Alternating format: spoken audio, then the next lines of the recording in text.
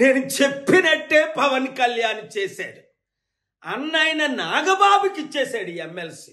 మరి చంద్రబాబు నాయుడు గారు టీడీపీ తరపునే కదా ఇచ్చారు. ఏం చెప్పారు వర్మకి పిఠాపురంలో? నువ్వు పవన్ కళ్యాణ్కి మద్దతు పోటీ చేయకుండా నెక్స్ట్ ఎమ్మెల్సీ నీకే ఇస్తానని దేవుడి సాక్షిగా చెప్పాడు.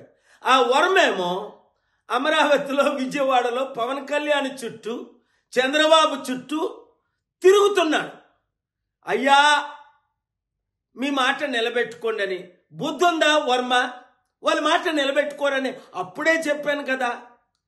మరి ఈ మధ్యని పిఠాపురం మాజీ వైసీపీ ఎమ్మెల్యే దొరబాబు ఎవరోట మళ్ళీ జనసేనలో చేరాడు. ఒరే నాకు అర్థం అవ్వట్లేదు, అసలు మీకు బుద్ధి బుర్ర ఉందా?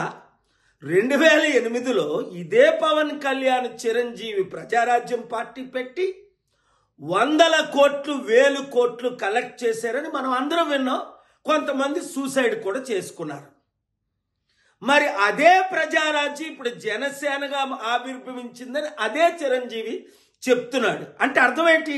అదే పాలసీలతో వచ్చే ఎలక్షన్లో మరలా మేము 100,000 కోట్లు కలెక్ట్ చేస్తాం, మా కుటుంబం మాత్రం ఎమ్మెల్సీ, మంత్రి, ముఖ్యమంత్రి పదవులు అనుభవిస్తాం.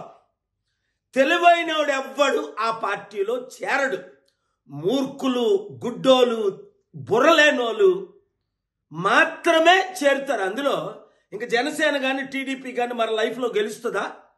9 నెలలకే చాప్టర్ క్లోజ్.